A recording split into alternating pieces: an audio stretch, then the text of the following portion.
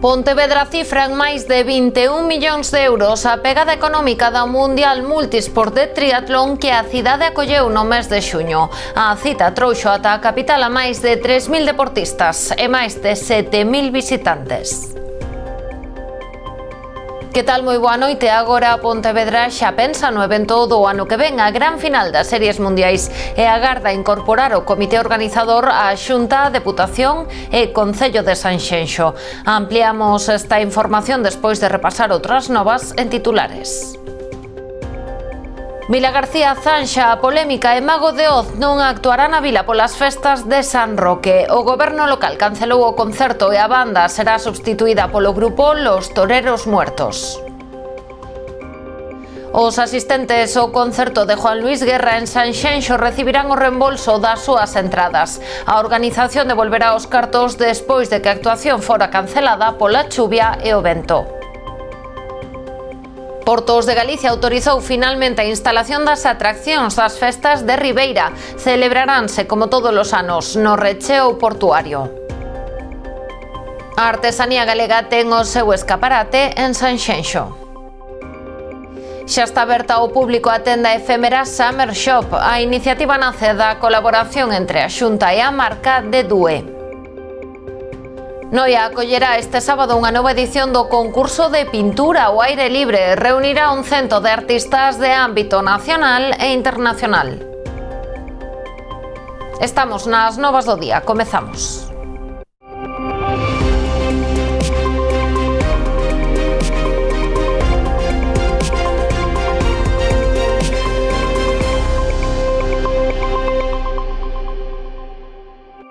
Mago de Oz non actuará nas festas de San Roque en Vilagarcía. Finalmente, o Concello deu por pechado o proceso de contratación da banda despois de que o grupo non fixera a rectificación pública solicitada polo goberno local para que se celebrara o concerto. Dende o Executivo vilagarcián insisten en que a decisión de non continuar adiante son o rexeitamento á frivolización de dous temas sensibles como a prostitución ou o consumo de drogas. Deste xeito desvencellan a polémica de calquera opinión política.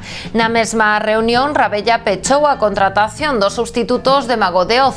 Será a banda Los Toreros Muertos, liderada por Pablo Carbonell. O grupo celebra o seu 40 aniversario cun novo disco, 100.000 copias vendidas en unha semana, e fará un repaso dos seus grandes éxitos como Mi Agüita Amarilla ou Yo no me llamo Javier. Unhas propostas cargadas de música e humor. A organización do concerto de Juan Luis Guerra en Sanxenxo devolverá os cartos das entradas aos asistentes. Recordemos que o show previsto para o sábado pasado foi cancelado aos 38 minutos do seu inicio por mor das malas condicións climatolóxicas. Nun comunicado enviado por correo electrónico aos compradores, a empresa SFX Events explica que tomaron esta decisión tras avaliar a situación e informan que a devolución se realizará de xeito automático nun prazo de entre 20 e 30 días hábiles dende hoxe. O reembolso farase a través do mesmo método de compra utilizado. Ademais, insisten en que as condicións meteorolóxicas de tempo e chuvia, de vento e chuvia non permitían que o concerto se desenvolvera en condicións óptimas de seguridade, polo que tiveron que tomar unha decisión difícil pero necesaria. O Mundial Multisport deixou unha pegada económica de máis de 21 millóns de euros na cidade de Pontevedra. Son datos aportados polo comité organizador do evento, que no mes de xuño achegou ata a capital a máis de 3.000 deportistas e máis de 7.000 visitantes. Deste xeito, o Concello pecha este capítulo e mira cara ao vindeiro ano, a gran final das Series Mundiais do 2026. Máis de 21 millóns de euros é a pegada económica que, segundo o comité organizador, deixou o Mundial de Multisport na cidade de Pontevedra.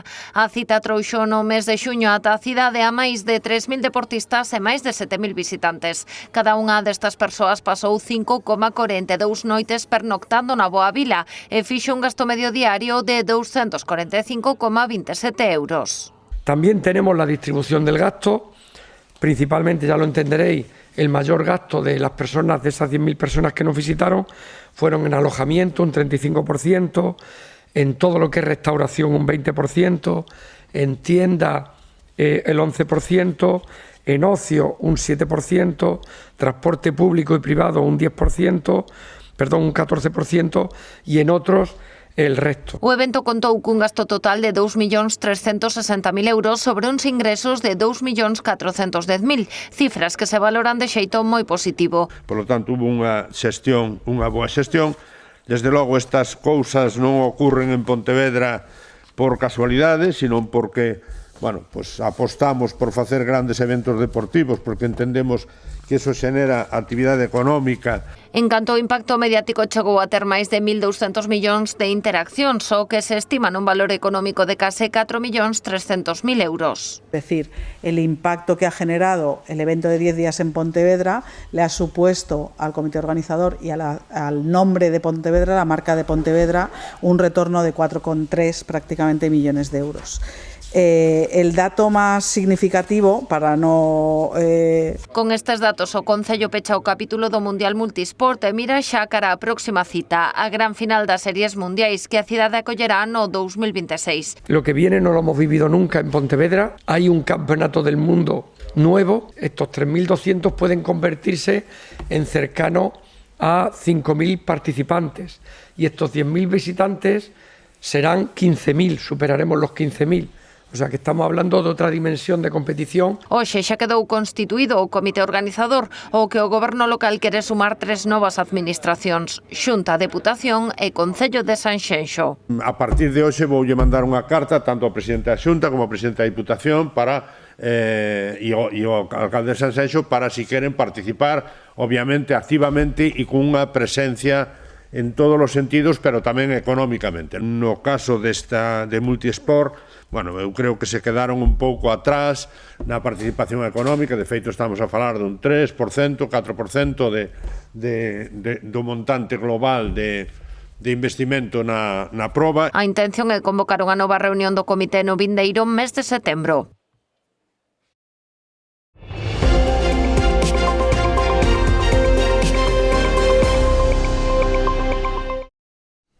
Fíxose derrogar, pero finalmente Portos de Galicia autorizou a instalación das atraccións de feira no Porto de Ribeira. Así, os ribeirenses poderán gozar das festas no mesmo emprazamento que en anos anteriores, para a satisfacción tamén dos feirantes, que sempre defenderon esta localización.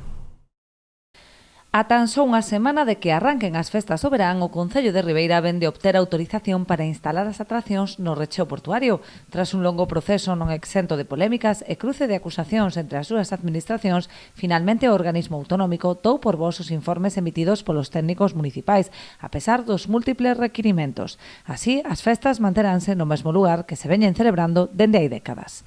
Na autorización que recibimos son casi 14.000 metros cadrados de ocupación de terreo portuario para poder acoller as festas. En primeiro lugar, con seguridade, porque temos todos os permisos e tamén todos os proxectos de seguridade e de evacuación. En segundo lugar, tamén nun emprazamento que lle convén non só aos feirantes por temas de traballo, senón porque é a única alternativa que conta Ribeira a día de hoxe para poder albergar as súas festas de verán. En terceiro lugar, porque é o espazo idóneo para beneficiar tanto a hostelería como o comercio no noso concello. O Concello xa comunicou a boa nova aos feirantes que acolleron con gran satisfacción a decisión de Portos, posto que nunca viron con bons ollos o cambio de emprazamento. Nos próximos días ultimarán a colocación das atraccións, posto que a autorización está condicionada ao mantemento dun paso para permitir a actividade profesional.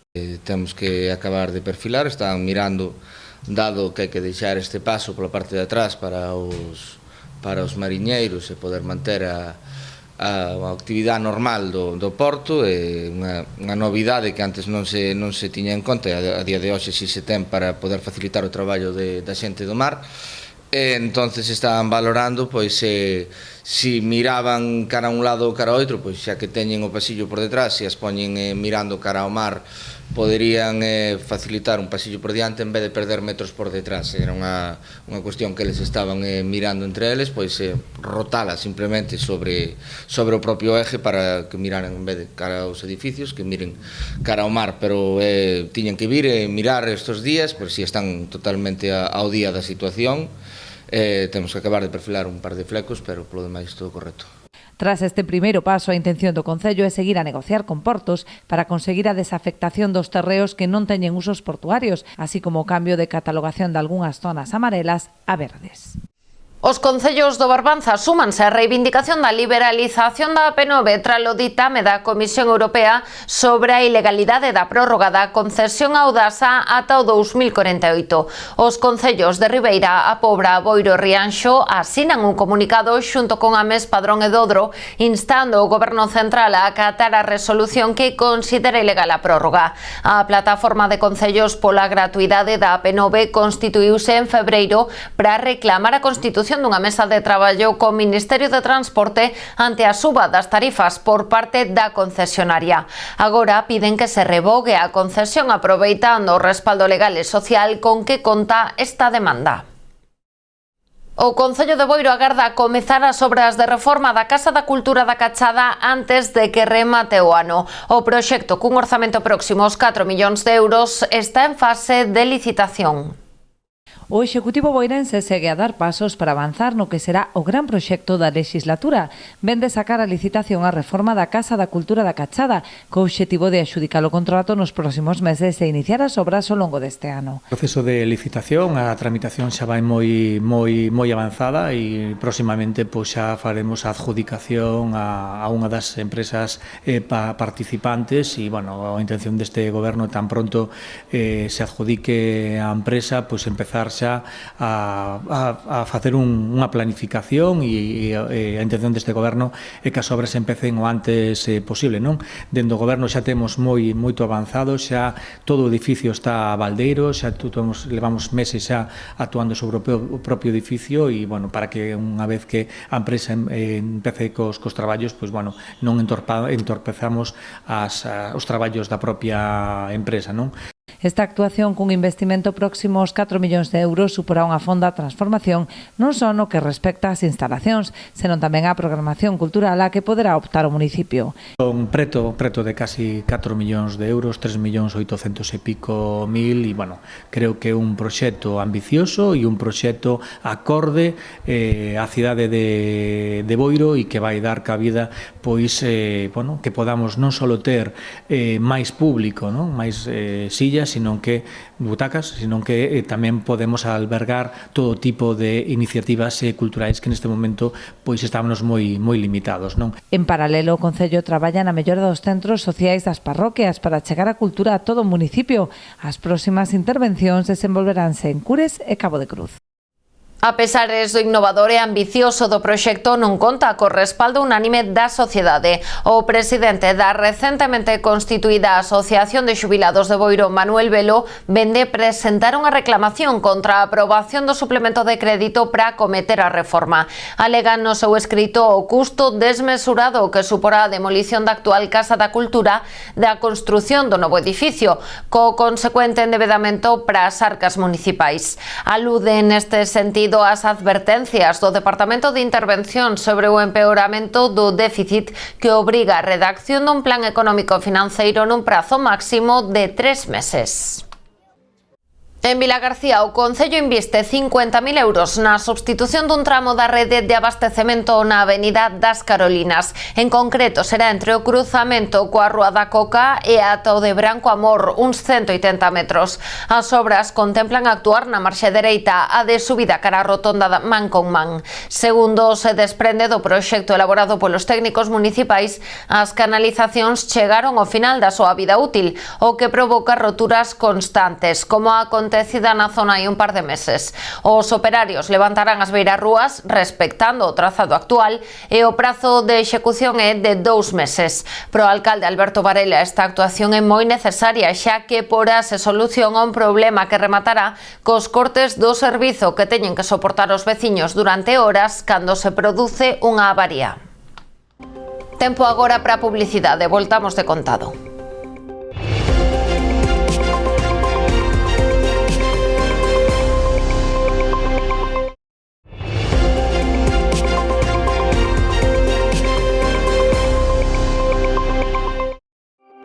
Comezan en Caldas as catas arqueolóxicas previas á obra do campo da Torre. As sondaxes están a realizarse en diferentes puntos da praza e buscan comprobar se existen restos arqueolóxicos neste espazo. Non en van, antigamente localizábase nesta zona a Torre de Dona Urraca, que foi derrubada para a construción da actual igrexa de Santo Tomás. As catas son ademais un requisito antes de comezar a obra de reforma integral, xa que se trata dun espazo protexido por patrimonio e moi próximo a Ponte Romana sobre o río Bermaña.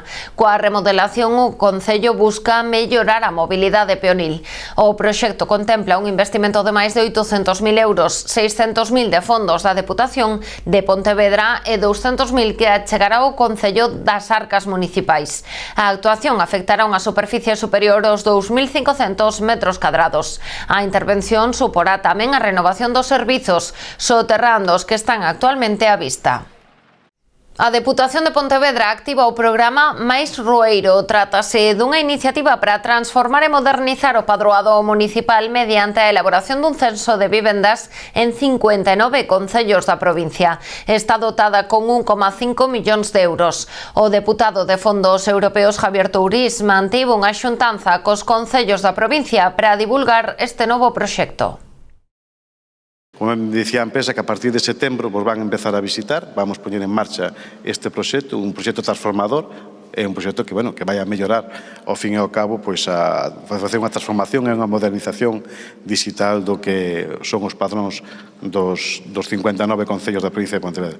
Financiado 100% polos fondos Next Generation, que permitirá dotar a cada municipio dunha base de datos de vivendas xeolocalizadas e unificada a nivel nacional. Deste xeito, a nova ferramenta suporá a creación dunha base de datos final de máis de 342.000 vivendas, 221.000 fogares e 570.000 persoas, que se plasmará nunha plataforma cos datos de cada un dos concellos. Mais Rueiro dá resposta a unha demanda municipal histórica, sobre todo entre os municipios máis pequenos da provincia. O seu principal obxectivo é que cada municipio dispoña dunha base de datos de vivendas que estará ademais unificada a nivel estatal, na que cada vivenda contará cun identificador baseado na referencia catastral e que permitirá a súa vez xeolocalizalas. Xa se pode visitar en Sanxenxo a tenda Summer Shop, un establecemento efémero no que a Xunta colabora por quinto ano consecutivo coa marca de moda galega de Due a través da Fundación Artesanía de Galicia. O obxectivo da iniciativa é amosar unha escolma do talento galego e destacar a alta calidade da moda, do feito a man e da artesanía galega. Na edición deste ano a tenda contará con pezas de 44 obradoiros pertencentes á marca Artesanía de Galicia, que representan unha ampla variedade de oficios artesáns. Entre eles destacan a cerámica, a cestería, a olería tradicional, o traballo madeira, a xoiería, o coiro, a elaboración e reparación de redes, o tecido, o encaixe, a coutellería, a creación de figuras con miga de pan, o gravado, a bixutería, a confección de complementos, o oficio das colareiras, a estampaxe e a elaboración de xoguetes. O establecemento estará aberto ata finais de agosto. Un ano máis aquí en Sanxenxo, esta porta de entrada, é dicir, de todo visitantes de todos os lugares de España, do mundo tamén, que visitan durante o verán esta localidade de Sanxenxo, e que mellor lugar pois, para ter esta promoción de Artesanía de Galicia da man de Dedue, e queremos agradecer esa colaboración que facemos tanto aquí en Sanxenxo como en outros lugares de España, como outras colaboracións que fixemos tamén en Madrid, e axudarnos pois, a ser un lugar tamén de difusión dese produto extraordinario que se crea aquí en Galicia, un produto, uns artesáns que colaboran e conservan esa tradición de sempre, pero dende un punto de vista contemporáneo, cun produto contemporáneo que triunfa en todos os lugares de España. La colección de Dedue habla básicamente de Galicia, del concepto de Galicia, que es Galicia, y con artesanía nos ayuda a generar el contexto de Galicia. Entonces es mucho más fácil comunicar nuestro trabajo con la ambientación de artesanía. Creo que a nivel comercial es bastante atractivo poder ofrecer esta oportunidad comercial y que puedan venir a visitar los ciudadanos de Sanxenxo en este caso y los que veraneen estos días en la ciudad, pues disfrutar de lo que es la propuesta que tenemos entre manos. O Concello da Pobra ofertará un ano máis dúas rutas turísticas que porán en valor a riqueza natural e cultural do río das Pedras, un dos maiores reclamos turísticos do municipio. Correrán a cargo do xeógrafo e guía oficial de turismo de Galicia, Joaquín Rubal, e levaránse a cabo este vindeiro sábado 26 de xullo e o xoves 14 de agosto. En ambos casos, as saídas arrancarán ás 10 da mañá dende a Casa Mariñeira e terán unha duración estimada de 3 horas. Ao longo das mesmas, as persoas participantes realizarán un percorrido a pé de aproximadamente 2 kilómetros. A dificultade da ruta é media alta, polo que está recomendada para persoas maiores de 12 anos. As persoas interesadas poden obter máis información ou anotarse na propia oficina de turismo no correo turismo@apobra.gal ou nos teléfonos 671 090 262 e 687 482 835.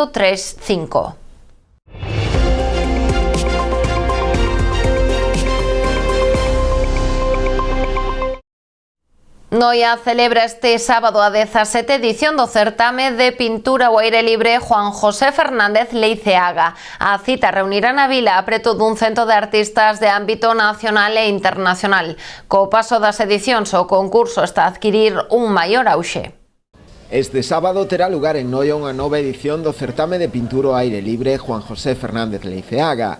A cita presentada esta mañá reunirá un cento de artistas de ámbito nacional e mesmo internacional. De momento, dicíame a técnica de cultura e Concha Ayud que iba máis de 82 inscritos, chegaremos posiblemente aos 90 ou aos 100 inscritos.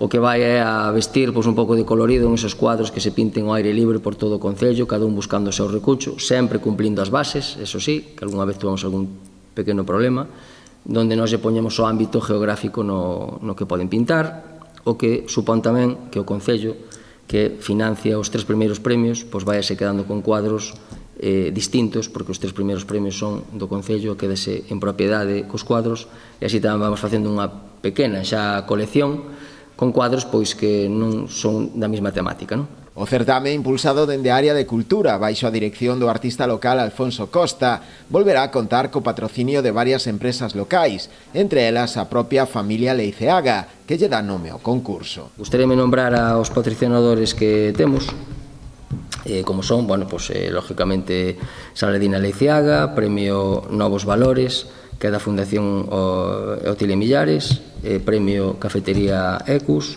o Premio Clínica Juana Tei, o Premio Noia P, Premio Bacalao Outón e Caramés, Premio Alquinoia, e despois a maiores temos os Accesit, que tamén son unha pequena aportación que lle dá ao Concello de 250 euros, pero que permite que ese artista poida tamén vender o cuadro, el mismo. Agradecer en nombre de meu fillo que en realidad non pode estar aquí porque claro, xa non está neste mundo, pero bueno, ao mesmo tempo pois é un día triste e ao mesmo tempo tamén encantada de que sea, claro, de que se acorden un pouco del, porque parece que cando un recorda as persoas que non morren tanto, non? Dende o Concello valoraron moi positivamente esta iniciativa que co paso das edicións vai collendo maior auxe, chegando a repartirse xa máis de 11.000 euros en premios nas diferentes modalidades a concurso. A Pobra celebrará as súas festas grandes entre o 15 e o 18 de agosto. O Carme dos Pincheiros encherá a vila de celebracións, música e tradición. Precisamente entre os elementos máis tradicionais destacan os xigantes e cabezudos que desfilarán polo concello durante os 4 días que duran os festexos. O venres 15 de agosto arrancarán as celebracións cunha serie de actividades organizadas polo Concello.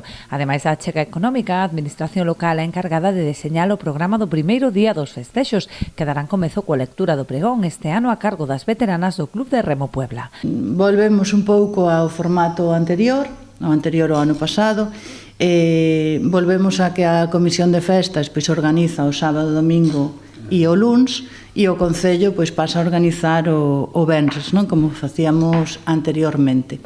Entón, colaboramos facendo un pouco a programación da noite do venres e máis lle damos á Comisión de Festas, íbamos a dar 30.000 euros, eles nos pediron unha pequeniña axuda máis para poder reparar un dos cabezudos e entonces pois lle damos unha axuda de 35.000 euros. O sábado a banda de música de Rianxo entrará na Vila Pobrense a partir das 11 da mañá, xunto con numerosas agrupacións de música tradicional. Este será o día dedicado á mocidade coa celebración do San Xoerguíns e a Festa da Auga. Pola noite a Orquestra Mar Azul e a banda tributo a Joaquín Sabina poñerán a nota musical. Darán paso o día grande das celebracións coa misa solemne e a procesión, acompañada pola banda militar de Abrilat e a banda de música de Vilaboa. A misa, que é ás 6 da tarde, e despois temos a procesión, pois, a nós como mariñeiros, énchenos de orgullo estar ao lado da Virgen, que vai flanqueada rendindo honores os banderíns de Abrilat. Son unha cousa é a banda, pero despois veñen os banderíns tamén facéndolle un homenaje ca Virgen. E a noite, o domingo á noite, temos a verbena, pois ven Olympus, que creemos que é un bo grupo.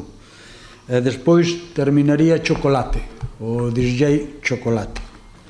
O luns 18, festivo local, as celebracións chegarán a súa fin con actividades pros máis cativos, o desfile final dos Xigantes e Cabezudos e o concerto de Broken Pitch, que dará paso ao espectáculo pirotécnico con combate naval incluído. Chegámonos agora a Rianxo, onde xa arrancou a programación da Festa da Xouba, que chega este ano a súa 30ª edición. Desenvolverase ata o vindeiro domingo 27 de xullo con múltiples actividades que inclúen música, espectáculos de danza ou a homenaxe das embarcacións tradicionais a Castelao. Aínda así, o máis destacado do programa será novamente a propia degustación do produto, que se realizará como é costume na carpa instalada no campo de arriba. No cartel destaca tamén o roteiro gastronómico Tapea con xeito no que participan un total de 5 establecementos hostaleiros da localidade: Costillar Castelao, R7, Agro da Corna e Curral do Marqués, que ofrecerán aos seus clientes pratos elaborados a base de xouba. Para a organización da festa, o Concello conta coa colaboración da Xunta de Galicia a través da Consellería do Mar e da Deputación da Coruña, entre outros. E así rematamos a edición das Novas do Día deste mércores 23 de xullo. A actualidade volve mañá a Canal Rías Baixas a partir das 9:30 da noite. Sexan felices.